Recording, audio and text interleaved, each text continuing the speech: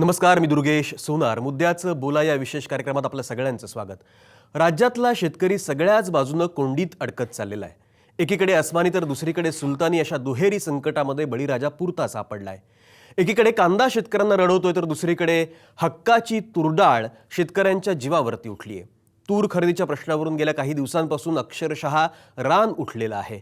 नाही म्हणायला राज्य सरकारनं तुरीला 5,050 रुपयांचा भाव द्यायचं कबूल केलंय. त्याचबरोबर शेतकऱ्यांची सगळी जी तूर आहे ती खरेदी करायचं आश्वासन सुद्धा दिलंय. पण प्रत्यक्षातली स्थिती काय आहे? खरंच शेतकऱ्यांची तूर खरेदी केली जातीये का? त्यातच काल उच्च न्यायालयाच्या औरंगाबाद खंडपीठानं तूर प्रश्नावर हस्तक्षेप करायलाच नकार दिला आहे. एकूणच तूर खरेदीच्या निमित्तानं काही मूलभूत प्रश्न निर्माण झालेले आहेत. जो शेतकरी घाम गाळून जीवाचं रान करून तुरीचं उत्पादन घेतो त्याच्या पदरात निराशेच्या पलीकडे दुसरं काहीच पडताना दिसत नाही. आणि दुसरीकडे व्यापारी मात्र त्याचा फायदा उचलताना दिसत आहेत. या व्यापाऱ्यांवरती नियंत्रण ठेवण्यामध्ये सरकार इतकं कमी कसं काय पडतं? तूर खरेदीचं सरकारचं नियोजन चुकलेलं आहे का? इतर सगळ्या गोष्टीत अभ्यास करणाऱ्या भाजप सरकारचा तुरीबाबतचा अभ्यास कमी पडलाय का? अनेक शेतकऱ्यांच्या घरी अजूनही तूर पडू नये, ती त्यांनी कुठे विकायची? ज्यांना पैशाची नितांत आवश्यकता होती अशा शेतकऱ्यांनी तूर विकली, पण अनेकांची तूर अजून सुद्धा पडू नये. ती व्यापाऱ्यांना विकली तर त्याचा भाव हमी भावापेक्षा नक्कीच कमी असेल. आता हे सरकारला चालणार आहे का? आता तुरीसाठी शेतमाल तारण योजना पुढे केली जाते, पण या योजनेसाठी प्रत्येक जिल्ह्याला आवश्यक असणारा निधी उपलब्ध आहे का? मग तूर खरेदीची समस्या सोडवणार तरी कशी? हाच खरं म्हणजे प्रश्न आहे. आणि याच प्रश्नाच्या अनुषंगानं आपण आज करणार आहोत चर्चा, ज्याचा विषय आहे शेतकऱ्यांच्या हातावर तुरीच. आणि या मुद्द्यावरती बोलण्यासाठी माझ्यासोबत नेहमीप्रमाणे नामवंत पाहुणे आहेत. गणेश हाके आहेत भाजपचे प्रवक्ते, ते फोनवरून या कार्यक्रमामध्ये सहभागी होत आहेत. नागपूरमधून संदेश सिंगलकर काँग्रेसचे प्रवक्ते सहभागी होतील आणि शेतकरी नेते विजय जावंधिया नागपूरमधूनच या कार्यक्रमामध्ये सहभागी होत आहेत. या सगळ्या चर्चेची सुरुवात करत असताना सगळ्यात पहिल्यांदा मला विजय जावंधिया यांच्याकडे जायचं आहे. विजय जावंधिया, तुरीचा प्रश्न गेल्या काही महिन्यांपासून काही दिवसांपासून सातत्यानं चर्चेमध्ये आहे. शेतकरी पुरता हतबल झालेला आहे आणि एकूण प्रश्न सुटावेत असं वाटत असतानाच शेतकऱ्यांच्या हातावरती मात्र तुरीच दिली जाते, असं का होतं? नाही, आपण मागेही याच्यावर चर्चा केलेली आहे आणि मी मागच्या वेळेस हे म्हटलं होतं की मी ऑगस्टमध्ये हा अंदाज व्यक्त केला होता की यंदा डाळीचे भाव पडणार आहेत. कारण मागच्या वर्षीचे तुरीचे हरभऱ्याचे भाव पाहून शेतकऱ्यांनी पेरा वाढवला होता. निसर्गाने साथ दिली आणि उत्पादन वाढलं आणि त्याच्यामुळे आपल्या देशात उत्पादन वाढलं म्हणजे मग जगात जिथून आपण तूर आयात करतो तिथे भाव पडतात आणि मग ती स्वस्त डाळ आयात होते आणि मग आपल्याकडे भाव पडतात. म्हणून त्याच्यावर आयात कर लावण्याची गरज आहे हे मी ऑगस्टमध्ये बोललो होतो आणि याच चॅनलवरनं साम टी व्हीवरूनच ते सांगितलं गेलं होतं आणि त्याच्यावर प्रतिक्रियाही चांगल्या उमटलेल्या होत्या. मला कळत नाही आहे की मला जे कळतं आहे ते यांना कळायला का उशीर लागतात. गणेश हाके आज पुन्हा आहेत आपल्यासोबत. ते इकडचं तिकडचं उत्तर देतील की आम्ही 10% लावलं वगैरे वगैरे, पण 10%च का असा प्रश्न उपस्थित होईल. दुसरं, तुरीच्या डाळीची निर्यात बंद आहे. ती निर्यात उत्पादन वाढलं तर मग ती निर्यात खुली करायला पाहिजे होती. तुरीच्या डाळीवर स्टॉक लिमिट आहे, ती स्टॉक लिमिट काढायला पाहिजे. उत्पादन वाढलं, एक इकॉनॉमिक्स मधलं प्रिन्सिपल असं म्हणतं, एक सिद्धांत अर्थशास्त्र असा म्हणतो की उत्पादन वाढल्यावर जर तुम्ही क्रेडिट दिलं तर that doesn't lead to inflation. After production if credit is given that doesn't lead to inflation. मग उत्पादन वाढलं आहे तर मग त्याला क्रेडिट का नाही दिलं? म्हणून मला काय वाटतंय की सरकारला शेतकऱ्यांच्या तोंडाला पानच पुसायची आहेत आणि ते बरोबर करतात. आता ते म्हणतात आहेत की आम्ही युद्ध स्तरावर तूर विकत घेऊ. मला समजत नाही मग इतके दिवस का झोपून होते आमचे मुख्यमंत्री साहेब. आता तुम्ही जे बोललात तिथे मी लक्ष वेधतो की तारण योजना. अहो, मी सातत्याने म्हणतो की तारण योजनेमध्ये मी तूर ठेवली आज आणि 3 महिन्यानंतर मंदी आली तर काय करणार? आज सोयाबीनची अशीच परिस्थिती बाजारात झालेली आहे. ज्या शेतकऱ्यांनी तारण योजनेमध्ये सोयाबीन ठेवलं, आज मंदी आलेली आहे सोयाबीनमध्ये. आज कापसामध्ये मंदी आलेली आहे. 5700 रुपये कापसाचा भाव 5100-5200 रुपयावर आलेला आहे आणि कापसावर हे अजूनही आयात कर लावत नाहीये. आज हरभऱ्यामध्ये मंदी आली आहे. मागच्या वेळेस मी म्हणतो तो 6000 रुपये 5800 रुपये हरभरा, तो आता 5100-5200वर आलेला आहे. आणि याची कारणं काय आहेत? तर अमेरिकेचा डॉलर कमजोर होतो आहे, आपल्या रुपया वधारतो आहे, सरकीचे भाव पडलेले आहेत कारण की ढेपीची मागणी कमी झाली आहे. मला काय वाटतं हो की माझ्या सारख्याला जर शेतीमधले या अडचणी कळतात तर एवढे अधिकारी वर्ग, एवढे मोठमोठे 2.5-3 लाख रुपये दिलेले IAS ऑफिसर, आमचे सगळे मंत्री, शेतकऱ्यांमध्ये काम करणारे नेते, आता मंत्री झालेल्या सदाभाऊ खोतांसारखे, यांना हे का कळत नाही? अगदी बरोबर. मला विजय असं जावंदे, वाटतं तुमचा की मुद्दा फार महत्वाचा आहे की जे IAS अधिकारी आहे, जे याचं खरं म्हणजे पॉवर पॉईंट प्रेझेंटेशन करतात, खूप छान पद्धतीने ते प्रेझेंटेशन करून सरकारला दाखवतात, आकडेवारी सांगतात, पण तरी सुद्धा नियोजन मात्र पुरतं फसलेलं असतं. गणेश हाके, मला याचं उत्तर तुमच्याकडनं अपेक्षित आहे. नाही, काय मला जे माझ्या पूर्वीचे जे कोण बोलत होते त्यांचं मला काय बोलणं आहे ते मला नीट ऐकायला येत नव्हतं. त्यांचा आवाज फार कमी होता. काय म्हणणं आहे त्यांचं? गणेश हाके, मुद्दा असा आहे की तुरीचा जो प्रश्न आहे, तुरीचा जो मुद्दा आहे की तुरीचं उत्पादन मोठ्या प्रमाणामध्ये होतं आहे, याचा अंदाज सरकारला आला नाही का? मग त्याचं नियोजन जे तूर खरेदीचं आहे ते आधीच करायला पाहिजे होतं, ते तुम्ही केलेलं नाही. नाही, दुर्गेशजी, दोन गोष्टी याच्यातल्या लक्षात घ्या. गेल्या वर्षीचं जो उत्पादन आहे आणि आतापर्यंत गेल्या 30-40 वर्षामधल्या तुरीच्या उत्पादनाचा अंदाज घेऊन या वर्षी तुरीच्या उत्पादनाचा अंदाज या सरकारनं घेतलेला होता. गेल्या वर्षीचं उत्पादन आहे ते 4,44,000 लाख क्विंटलचं आहे आणि यावर्षी एकदम 20 लाख म्हणजे 5 पटीनं त्या तुरीचं उत्पादन झालं. जेव्हा गेल्या तूर वर्षी पेरण्यात दुष्काळ आली होता होती, ना. सरकारनं प्रोत्साहन देऊन शेतकऱ्यांनी तूर पेरावं असं म्हटलेलं होतं. त्यावेळेला अंदाज केलेला हाकेजी, होता आणि साधारणतः त्यावेळेला 10 ते 11 लाख म्हणजे क्विंटल तुरीचं उत्पादन होईल अशा स्वरूपाचा सरकारनं अंदाज, म्हणजे जी नियमितपणे म्हणजे गेल्या वर्षी जेवढं तुरीचं उत्पादन होतं त्याच्यापेक्षा दुप्पट उत्पादन होईल असं गृहीत धरून तुरीच्या संदर्भामध्ये सरकारनं नियोजन केलं होतं. परंतु सुदैवानं इतक्या मोठ्या प्रमाणामध्ये पाऊस चांगला पडला आणि शेतकऱ्यांच्या एकूण तुरीचं जे उत्पादन आहे, हेक्टरी उत्पादन आहे, त्याच्यात सुद्धा ते 3 ते 4 पटीनं उत्पादन जास्त झालेलं आहे. म्हणजे हेक्टरी साधारणतः 3.5 क्विंटलचं उत्पादन येण्याच्या ऐवजी यावर्षी 10 ते 12 क्विंटल हेक्टरी तुरीचं इतकं मोठ्या प्रमाणात उत्पादन झालेलं आहे. आणि हे म्हणजे एकूण तुरीचं उत्पादन तर वाढलं, मोठ्या प्रमाणात झालं, त्याच्याशिवाय एकूण उत्पादनामध्ये सुद्धा मोठ्या प्रमाणामध्ये वाढ झालेली आहे. आणि म्हणून अंदाज कसा आहे की याचं थोडंसं व्यावहारिक दृष्ट्या आपण गोष्टी सरकारच्या बाजूला पण लक्षात घ्यायला पाहिजेत की एकदम 4,44,000 लाख क्विंटल वरून 20 लाख क्विंटल जेव्हा उत्पादन होतं तेव्हा त्याची व्यवस्था करताना थोडीशी तारांबळ होणं थोडंसं अडचणीने निर्माण. नाही गणेश हाके, थोडीशी तारांबळ नाही, तारांबळ तर प्रचंड आहे. गणेश हाके, मुद्दा असा आहे की तारांबळ प्रचंड उडालेली तुमची, कारण मुळात तुम्हाला अंदाजच आला नाही की तुरीचं उत्पादन एवढ्या मोठ्या प्रमाणामध्ये होतं आहे. सांगितलं दुर्गेशजी, मी अंदाज सांगितलं ना की आम्ही अंदाज बांधला गेल्या वर्षीच्या पेक्षा यावर्षी दुप्पट, म्हणजे गेल्या वर्षी 4,44,000 लाख क्विंटल झालं असेल तर यावर्षी 10 लाख क्विंटल तुरीचं उत्पादन होईल असं इतकं आम्ही म्हणजे प्रिडिक्ट केलं होतं, अंदाज म्हणजे धरला होता.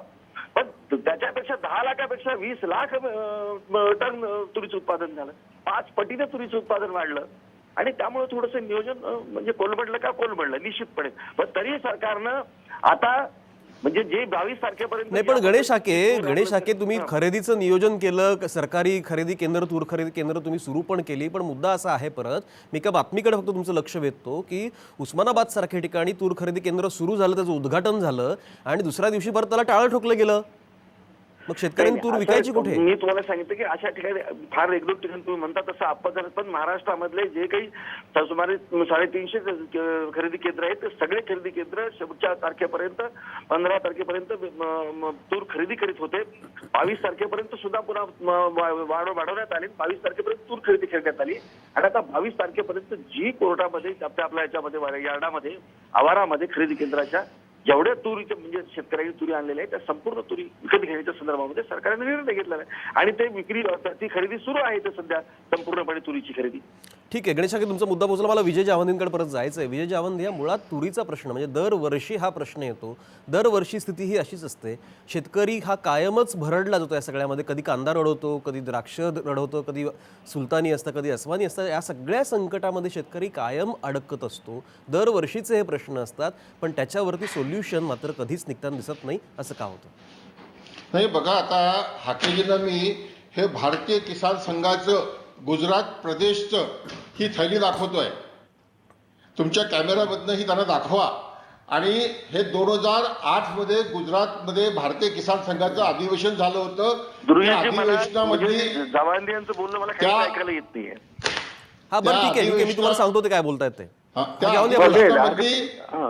त्या भारतीय किसान संघाचं 2008 मध्ये सुरतला गुजरातला राष्ट्रीय अधिवेशन 22, 23, 24 फरवरीला झालं होतं. त्या अधिवेशनात ही थैली वाटण्यात आली होती आणि या थैलीवर लिहिलेलं आहे क्यों गांव का युवा किसान दौड़ रहा है शहर की ओर? क्या है वजह किसानों की खुदकुशी के पीछे? क्या वजह है किसान पुत्रों को अपनी बेटी न देने के लिए? हे किती सुंदर वाक्य आहे भारतीय किसान संघाचे. आणि भारतीय किसान संघानं इथे डिझेलचे भाव कसे वाढलेत, सिमेंटचे भाव कसे वाढले, सोना कसा वाढला, लोखंड कसं वाढलं आणि पगार कसे वाढले. 5,000 रुपये 97 मध्ये पगार होता, तो 12,400 रुपये झाला. चण्याचे भाव, गव्हाचे भाव किती वाढलेत हे सगळं याच्यामध्ये दिलेलं आहे. आता इतका चांगला अभ्यास यांच्याच भारतीय किसान संघाचा आहे. तेव्हा गुजरातमध्ये नरेंद्र मोदी साहेब मुख्यमंत्री होते 2008 मध्ये. तेव्हा हे काँग्रेसला शिव्या देत होते.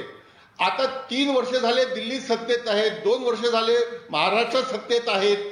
मग एवढा अभ्यास असताना यांना का नाही प्रश्न सोडवता येत? आज दत्तोपंत ठेंगणींचा आत्मा तिथे वरती कासावीस होत असेल की माझ्या लोकांचं सरकार ही शेतकऱ्यांची लूट करतं आणि शेतकऱ्यांच्या आत्महत्या वाढतात आहेत. गणेश हाकेंजवळ याचं काय उत्तर आहे हो? बरोबर, मला विजय असं जावंदे वाटतंय याच्यावरती की आपण राजकीय इच्छाशक्तीच नाहीये. बरोबर विजय जावंदे तुमचा याच प्रश्नावरती आपण गणेश हाकेंचं उत्तर घेऊयात. गणेश हाके, ज्या पद्धतीने विजय जावंदे यांनी मांडणी केलेली आहे, भारतीय किसान संघाची एक त्यांनी थैली दाखवली, पिशवी दाखवली, त्याच्यावरती जी वाक्य लिहिलेली आहेत त्या संदर्भामध्ये अपेक्षित तुमच्याकडनं उत्तर असं आहे की शेतकऱ्यांच्या संदर्भामध्ये मुळात भारतीय किसान संघानं एवढा चांगला अभ्यास केलेला असताना तुम्ही त्याचा उपयोग करून घेताना दिसत नाहीये. नाही, किसान संघाच्या अभ्यासाचा आम्ही उपयोग करून घेतोय आणि म्हणूनच त्या दृष्टीनं एकूण शेतीच्या विकासाच्या संदर्भामध्ये, शाश्वत शेतीच्या संदर्भामध्ये या सरकारचं नियोजन सुरू आहे. इव्हन केंद्र सरकारचं सुद्धा नियोजन सुरू आहे. तुम्हाला माहित आहे की सिंचनाच्या संदर्भामध्ये सिंचन हा विषय फक्त राज्याचा आहे, पण जेव्हा महाराष्ट्रातले 26 प्रकल्प गेल्या 15 वर्षापासून रखडलेले आहेत आणि तरी ते जर पूर्ण झाले तर महाराष्ट्रातल्या शेतकऱ्याला फार मोठे सिंचनाच्या उपलब्धी निर्माण होणार आहे. हे लक्षात आल्यानंतर या सरकारनं केंद्र सरकारकडे विनंती केली की असे 26 प्रकल्प महाराष्ट्रातले या पैशाच्या अभावी रखडलेले आहेत गेल्या 10-15 वर्षापासून. तेव्हा केंद्र सरकारनं 39,000 कोटी रुपयाची या गोष्टीसाठीची तरतूद दिली. जो विषय खरा म्हणजे सिंचनाचा विषय केंद्र सरकारचा नाही आहे, पण महाराष्ट्राचे मुख्यमंत्री देवेंद्र फडणवीस यांनी केंद्र सरकारला विनंती केल्यानंतर केंद्र सरकारने ही मदत केली आहे आणि ऑलरेडी त्या आता ते जे 26 प्रकल्प रखडलेले होते त्याचं ते काम सुरू झालेलं आहे. किसान संघाने ज्या पद्धतीनं अभ्यास केलेला आहे भारतीय किसान संघाने, त्या अभ्यासाच्या अनुषंगानं या सगळ्या गोष्टीचं पुढचं नियोजन केंद्र आणि राज्य सरकार करत आहे. जावंदे साहेब जे म्हणाले की त्यातली वस्तुस्थिती खरी आहे. आणि तिसरी गोष्ट अशी आहे की थोडंसं मला सांग, व्यावहारिक दृष्ट्या ज्या गोष्टीचा जावंदे साहेब वारंवार उल्लेख करतात, माझं असं म्हणणं आहे की पगारदार वाढले, 5वा वेतन झाला, 6वा वेतन झाला, 7वा वेतन झाला. मला असं वाटतं की त्यांच्याशी तुलना करण्यापेक्षा गेल्या 10-15 वर्षामध्ये, 20-25 वर्षामध्ये शेतीच्या क्षेत्रामध्ये जे बदल मोठ्या प्रमाणात उत्पादन वाढवण्याच्या दृष्टिकोन, जसं आता केंद्र सरकारने ठरवलंय की 2022 पर्यंत शेतकऱ्यांचं उत्पादन दुप्पट करायचंय. आता दुप्पट कसं करणार हा याच्यासाठीच प्लॅनिंग केलेलं आहे ना, की आधुनिक पद्धतीने शेती करायची, शेतीमध्ये विज्ञान आणि तंत्रज्ञानाचा अवलंब करायचा. साध्या गोष्टी आहेत की ज्या आतापर्यंत झाल्या नाहीत. जसं म्हणजे सॉइल कार्ड आहे. शेतीला, शेतकऱ्यांना आपल्या जमिनीमध्ये कुठल्या प्रकारचं पीक येतं, त्याला कुठल्या प्रकारचे खत घालावं लागतं हे अजूनही म्हणजे लोकांकडे म्हणजे मातीचं परीक्षण होत नसल्यामुळं त्याच्यामध्ये हवं ते पीक हवं त्या सीझनमध्ये घेऊन अधिक प्रमाणात उत्पादन काढण्याचे जे शेतकऱ्यांना ज्ञान आहे ते ज्ञान आतापर्यंत देतात. आता शेतकऱ्यांना प्रशिक्षित करणं, त्याला शेतीचं उत्पादन वाढावं, अधिक पद्धतीनं वाढावं, शेतीचा नीटपणे त्याची क्षमता आहे त्या शेतीची ती टिकवण्यासाठी काय गोष्टी कराव्या लागल्यात, या प्राथमिक स्वरूपाच्या गोष्टी सुद्धा आतापर्यंत देण्यात आलेल्या नव्हत्या. ते आता या पद्धतीने त्या किसान महासंघाचाच हा विषय आहे. आणि त्या दृष्टीनं हे सरकार आता शेतीच्या उत्पन्नाच्या संदर्भामध्ये आणि भावाच्या संदर्भात सुद्धा आपल्या एक नियोजन करत आहे. बरोबर. गणेश हाके याला जोडूनच मला तुम्हाला प्रश्न असा विचारायचा आहे. मुद्दा असा आहे की शेतीचं उत्पादन वाढावं, शेतकऱ्यांची अवस्था चांगली व्हावी यासाठी तुमचं सरकार प्रयत्न करतं आहे असं तुम्ही म्हणता आहात. पण असं जरी असलं तरी मुळात ज्या प्रमाणामध्ये शेतीमालाचं उत्पादन घेतलं जातं त्या प्रमाणामध्ये उत्पादन खर्चाच्या अनुषंगानं त्याला मिळणारा जो उत्पन्न त्याचं जे आहे ते त्या प्रमाणामध्ये मिळत नाही. खरं म्हणजे तुमचं सरकार जे अस्तित्वामध्ये आलं, सत्तेमध्ये आलं, मग ते दिल्लीत किंवा राज्यामध्ये सुद्धा आलं, त्या मुळात तुमची घोषणा अशी होती की शेतकऱ्यांना जो काही उत्पादन खर्च आहे त्या प्रमाणामध्ये पैसे मिळतील, तेवढं उत्पन्न त्यांना आम्ही मिळवून देऊ. या घोषणेवरती खरं सरकार तुमचं सत्तेमध्ये आलं, पण प्रत्यक्षात तसं होताना दिसत नाही आणि त्याच्यामुळे शेतकऱ्यांचा तुमच्यावरचा विश्वास उडत चाललेला आहे, हा एक भाग. आणि दुसरं, शेतकऱ्यांना मिळणारा हमीभाव जो आहे त्या हमीभावाच्या संदर्भातलं नियंत्रण. कारण मुळात कसं आहे की यामधले जे दलाल असतात, व्यापारी असतात, त्यांचा लाभ होतो, पण शेतकरी मात्र भरडला जातो. दुर्गेशजी, आपण एक आमच्या या सरकारची स्वागतार्ह आणि मला सांगतो की अभिनंदनीय अशा स्वरूपाची गोष्ट आहे. परवा जो देवेंद्र फडणवीसांनी ज्या गोष्टीचा उल्लेख केला की अशा स्वरूपाचा हमीभावानी जर समजा जर कोणी जर खरेदी करत नसेल तर त्याला त्याच्यावरती कार्यवाही करण्याचा कायदा करण्याचा मनोदय मुख्यमंत्र्यांनी परवा व्यक्त केलेला आहे. मला असं वाटतं की अशा स्वरूपाची शेतकऱ्यांना दिलासा देणारी आणि शेतकऱ्यांना म्हणजे पाठिंबा देणारी, शेतकऱ्यांच्या पाठीशी उभं राहण्याचं काम करणारं सरकार मला सांगतो हे सरकार आहे. यापूर्वी असं कुठल्या सरकारला सुचलं नव्हतं. मला वाटतं जावंडे साहेबांना पण मला या गोष्टीचं त्यांनी सुद्धा या गोष्टीला म्हणजे कारण अनेक वर्ष त्या शेती क्षेत्रामध्ये काम करतायत, त्यांनी सुद्धा म्हणावं की असं कधी सरकार शेतकऱ्यांची बाजू घेऊन कोणी असं म्हटलं होतं का की जर शेतकऱ्यांचा माल हमी भावाप्रमाणच्या पेक्षा कमी किमतीने जर कोणी खरेदी करत असेल तर अशा लोकांच्यावरती आम्ही कायदेशीर कारवाई करू किंवा त्याच्यासाठीचा कायदा करू. वास्तविक पाहता हमी भाव पण खरेदी करणं हा कायदा जरी असला तर त्याच्या इम्प्लिमेंटेशनसाठी ते नाही केलं तर त्याच्यावरती कुठल्या स्वरूपाची कार्यवाही केली जाईल, कुठल्या प्रकारच्या त्याला शिक्षा असतील, अशा स्वरूपाची तरतूद नव्हती आणि ते करण्याचं सरकार या सरकार. ठीक आहे गणेश हाके, तुमचा मुद्दा पोहोचला. आता संदेश सिंगलकर आपल्या सोबत आलेले आहेत. गणेश हाके मी तुमच्याकडे येतो. संदेश सिंगलकर जे आहेत काँग्रेसचे प्रवक्ते ते आपल्या सोबत आहेत. गणेश हाके तुमचा मुद्दा पोहोचला. संदेश सिंगलकर काँग्रेसचे प्रवक्ते आता आपल्या सोबत आहेत. संदेश सिंगलकर, तुरीचा प्रश्न जो आहे तो गेल्या काही दिवसापासून महाराष्ट्रामध्ये सातत्यानं हा चर्चेला जातो आहे आणि तुरीच्या संदर्भामध्ये शेतकरी हा अगदी हवालदिल झालेला आहे. असं असताना सुद्धा सरकारी पातळीवरची अनास्था जी आहे ती कमालीची आहे. या पार्श्वभूमीवरती काँग्रेस म्हणून तुमची भूमिका काय? नाही, मला एक खरंच हास्यास्पद वाटत आहे की 2017 आला आहे आणि पार्टी विथ द डिफरन्स म्हणणारे पक्ष आता काय डिफरन्स दाखवत आहे हे खरंच समजण्याच्या पलीकडचं आहे. आता पार्टी विथ द डिफरन्स म्हणतात आहे परंतु शेतकऱ्यांकडे दुर्लक्ष केलेलं आहे. मला एक सांगा, 2015 पावसाचं प्रमाण कमी होतं, त्यावेळेस शेतकऱ्यांचं उत्पन्न कमी झालं. 2016 पावसाचं प्रमाण अतिशय चांगलं झालं, त्यामुळे आणि सरकारची जी भूमिका होती की कडधान्यावर भर द्या, कारण की जो तुटवडा निर्माण झाला होता 15-16 त्यावेळेस सरकारने असा निर्णय घेतला की कडधान्यावर भर द्या. त्यामुळे शेतकऱ्यांना कृषी विभागाने सगळं स्वतःला झोकून घेतलं. कडधान्य पीक घ्यायसाठी त्यांना विविध तंत्रज्ञान, रासायनिक खते किंवा हे ज्या कोणत्या गोष्टी लागतात कडधान्य पिकवण्यासाठी, त्यामध्ये तूर डाळ ही महत्वाची होती. तर मला तूर डाळीचं उत्पन्न हे विक्रमी उत्पन्न महाराष्ट्रातल्या शेतकऱ्यांनी केलेलं आहे. आता जेव्हा बाहेर येतं त्यावेळेस सरकारची ही भूमिका असते, सरकारचं हे कर्तव्य असते की त्या शेतकऱ्याच्या मालाला योग्य भाव मिळाला पाहिजे. आता योग्य भाव मिळाला म्हणजे MSP जो तुमचा 5,050 तुम्ही जो डिक्लेअर केला होता, तर मध्येच 22 तारखेला मला वाटतं त्याची मुदतवाढ 22 तारखेला संपलेली आहे. त्याच्यानंतर सरकारने घोषणा केली की आम्ही 1,000 कोटीचं पॅकेज देतो, परत खरेदी सुरू करतो, परंतु अजून कुठेही खरेदी सुरू झालेली नाही आहे. आज आंदोलनं होतात आहे, लोक रस्त्यावर उतरत आहे. शेतकऱ्यांची परिस्थिती अतिशय वाईट आहे. ही गेल्या 65 वर्षात जी परिस्थिती होती अशी कधीही परिस्थिती या 2-2.5 वर्षात निर्माण झालेली आहे.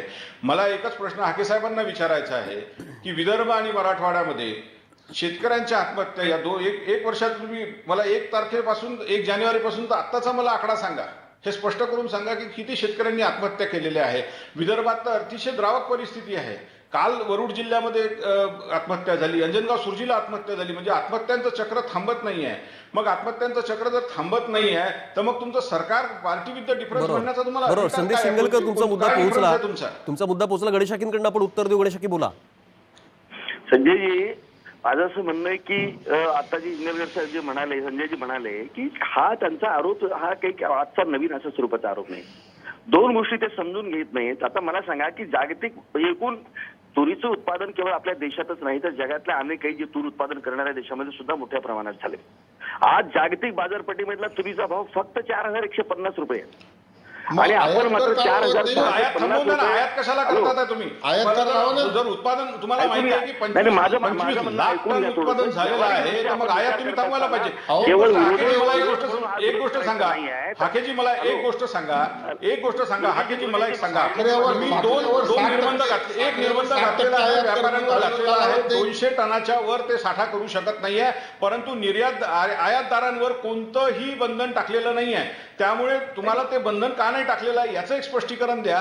आणि तुम्हाला जर वाटत असेल, आलो 10% आपण आयात कर लावलेला आहे, बंधन आपण टाकलेलं 10 ते नाहीये. होते ना, साखरेवर 60, 15 ते 20% आयात जर तुम्हाला लावावं लागेल तेव्हा कुठे तुम्हाला त्याच्यावर बंधन घातल्यासारखं होईल. परिस्थिती आपल्या देशामध्ये निर्माण झाली होती, महाराष्ट्रामध्ये निर्माण झाली होती आणि त्याला आपण एक प्रोव्हिजन म्हणून त्याला आपण एक उपाययोजना म्हणून आपण आयातीसाठी परवानगी दिली होती. अहो गणेश हाके- मोझांबिकशी 1 लाख टनाचा सौदा करताना प्रधानमंत्री सही करतात, तेव्हा उत्साह दाखवतात आणि मग भाव पडल्यावर तुम्ही उत्साह दाखवत नाही आयात कर करायला. संजयजी आपण थोडं त्याच्यातली गोष्ट समजून घ्या. कारण आयात करण्याचा निर्णय आहे की 4-8 दिवसामध्ये घेतला जात नाही. एक पूर्व नियोजन म्हणून आपल्याला आयात हाकेजी माझ्यासारखा माणूस ऑगस्ट मध्ये बोलत होता आणि या साम टीव्हीवर ते दाखवलं गेलं होतं. हाकेजी आयाताचा निर्णय एका दिवसाचा निर्णय नसतो, परंतु तुम्ही मला एक सांगा, कृषी विभागाने तूर डाळीच्या किंवा कडधान्याच्या उत्पादनावर एक मिशन म्हणून राबवलेलं आहे. जेव्हा तुम्हाला माहिती आहे की मिशन काही एका दिवसात तूरडाळ निघत नाहीये, त्याला एक विशिष्ट कालावधी लागतो. त्या कालावधीमध्ये जर ती तूरडाळ येणार असते तर त्या तुरीचं नियोजन हाकेजी माझं ऐकून घ्या, माझं ऐकून घ्या. मग हे बघा, तुम्ही जसं सांगितलं ना, जसं आयातीचा निर्णय हा एका दिवसाचा नसतो किंवा एका दिवसात घेतला जात नाही, तसंच तुरीचं उत्पादन सुद्धा काही एका दिवसात घेतलं जात नाही. त्याला एक विशिष्ट कालावधी लागतो. मग या कालावधीमध्ये तर तुम्हाला त्याचं नियोजन करता नाही आलं, का बरं तुम्ही निर्यातींवर भर देत नाहीये, का बरं तुमचे हे नाहीये? मला सांग, जे योजना आयोग तुम्हाला पंचवार्षिक योजना देत होतं तेच तुम्ही बरखास्त करून टाकलेलं आहे. ठीक आहे, संजय सिंगलकर, तुमचा मुद्दा पोहोचला. संजयजी, आपण विषयांतर करू नका त्या विषयावर. गणेश हाके बोला. नीती आयोगाच्या संदर्भात मला फक्त आता तुरीच्या संदर्भात तुम्हाला सांगायचं आहे. तुम्ही गेल्या 30-40 वर्षाचा इतिहास आठवा. गेल्या 30-40 वर्षामध्ये गणेश हाके, आपण इतिहासामध्ये फार रमूया नको. वस्तुस्थिती आत्ताची काय आहे गणेश हाके, आपला वेळ खरं म्हणजे संपत चाललाय, वेळ फार कमी आहे आता माझ्याकडे, त्याच्यामुळे इतिहासामध्ये फार रमूया नको. आत्ताची स्थिती तुरीची काय आहे, शेतकऱ्यांच्या समोरचा प्रश्न काय आहे, त्याला उत्तर काय? गणेश हाकेजी, मला आता संजयजी मला बोलू द्या. संजयजी मला आता नाही, गणेश हाके बोला तुम्ही, तुमचं उत्तर मला अपेक्षित आहे. आता सरकारनं जो निर्णय घेतलेला आहे त्याप्रमाणे तुरीच्या खरेदीची प्रक्रिया सुरू झालेली आहे. अनेक खरेदी केंद्रांवरती त्याचे शेतकऱ्यांनी ज्या आपल्या यार्डामध्ये किंवा आपल्या खरेदी केंद्रावरती तुरी आलेल्या आहेत त्या तुरीचे पंचनामे सुरू आहेत आणि त्याप्रमाणे खरेदी सुरू आहे. हायकोर्टाने शेतकऱ्यांच्या विरुद्ध निर्णय दिला. भारतीय जनता पार्टी सुप्रीम कोर्टात जाणार का? प्रक्रिया सुरू झालेली आहे. बरोबर. गणेश हाके फक्त एक मिनिट. गणेश हाके, जसं विजय जावंगे यांनी आता मुद्दा उपस्थित केलेला आहे, काल औरंगाबाद खंडपीठामध्ये जी याचिकेवरती सुनावणी झाली तुरीच्या प्रश्नावरती, त्या संदर्भामध्ये तुरीच्या संदर्भामध्ये शेतकऱ्यांना दिलासा खंडपीठानं दिलेला नाही. या निर्णयाच्या विरोधामध्ये तुम्ही भाजपचं सरकार सुप्रीम कोर्टात जाणार का? नाही, शेतकऱ्यांना दिलासा दिलेला नाही. म्हणजे ही जी याचिका करण्यात आली होती ती अन्नदाता शेतकरी संघटनेचे जे जयाजीराव सुरेश आहेत त्यांची ती याचिका आहे आणि त्यांचं असं म्हणणं आहे की संपूर्णपणे जेवढी म्हणून तूर जे झालेले शेतकऱ्यांनी उत्पादन केले संपूर्णपणे तूर ती सरकारनं खरेदी करावी असं त्याच्यासाठी ते कोर्टात गेलेले होते. आणि कोर्टानं कसं आहे की कोर्टात जरी गेले आणि कुठेही जरी गेले समजा, तर शेवटी लॉजिक, व्यवहार आणि परिस्थिती बघूनच न्यायालय सुद्धा या बाबतीतले निर्णय घेत असतं आणि म्हणून कोर्टानं जो दिलेला निर्णय आहे तो योग्य अशा स्वरूपाचा निर्णय आहे. योग्य म्हणतात. हाकेजी, एक प्रश्न आणखी. तुम्ही मगाशी म्हणालात की मुख्यमंत्र्यांनी हमी भावानं खरेदी करणं हा कायदा करणार आहेत. मुख्यमंत्र्यांना हा कायदा करण्याचा अधिकार आहे का? आणि आयात निर्यात धोरण हे केंद्राकडे आहे. शेतीमालाची एकच बाजारपेठ संपूर्ण देशात करण्याची तयारी सुरू झालेली आहे.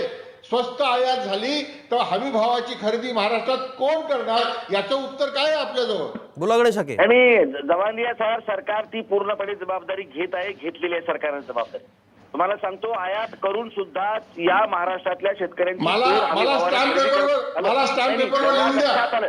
सरकारच्या मला जेव्हा लक्षात मुख्यमंत्र्यांच्या आलं सही की मी हमी स्टॅम्प भावापेक्षा पेपरवर लिहून द्या. बाजारामध्ये कमी भावाने शेतकऱ्यांची मला खरेदी केली जाते. मुख्यमंत्र्यांच्या सही तेव्हा स्टॅम्प पेपरवर लिहून द्या. ठीक आहे गणेश हाके, विजय जावंदे आणि संदेश सिंगलकर, माझा वेळ संपलेला आहे. आणि कायद्याचा गणेश हाके, माझा वेळ संपलेला, त्यामुळे मी तुम्हाला थांबवतो. मुद्दा इतकाच होता की तुरीच्या संदर्भामध्ये सरकारी पातळीवरती, प्रशासकीय पातळीवरती जी काही अनास्था दाखवली जाते आहे त्याच्यामुळे शेतकऱ्यांच्या समोरचा प्रश्न हा कायम आहे. तुरीच्या संदर्भामध्ये अजूनही ठोस असं पाऊल उचललं गेल्याचं आपल्याला दिसत नाही. एकूणच याच्या चर्चेच्या अनुषंगानं प्रभाकर साळेगावकर नावाचे माजलगावमधले कवी आहेत, त्या तुरीच्या संदर्भात त्यांनी फार छान काही ओळी लिहिलेल्या आहेत. ते असं म्हणतात की कधी महालात, कधी रस्त्यावर, कुठे हर्षात, कुठे संघर्षात घुमत असतात श्रेयाच्या मैफिलीचे सूर. अवकाळी बरसायचं म्हणून आभाळालाही बदलावाच लागतो नूर. तरी पण साहेब वाया जात असते का घामाने पिकवलेली तूर. जे पिकलंय ते विकण्याची तरी द्याना हमी. रुतलेल्या काट्याची सल, बारदाण्याची कळ, असं खुर्चीत बसून सुटेल का सारा तेढ. माय बाप हो, नका होऊ द्या माफ, नका करू माफ तुमचं ते नाफेड. आम्ही ठरवलंय कर्जाची करूच कशी तरी ना फेड. तर कशी तरी फेड शेतकरी करेल, पण हा बळीराजा जो आहे त्याचा बळी मात्र जाता कामा नये. एवढ्याच अपेक्षेसह सगळ्या मान्यवरांचे आभार मानतो. आत्ता इथेच थांबतो. नमस्कार.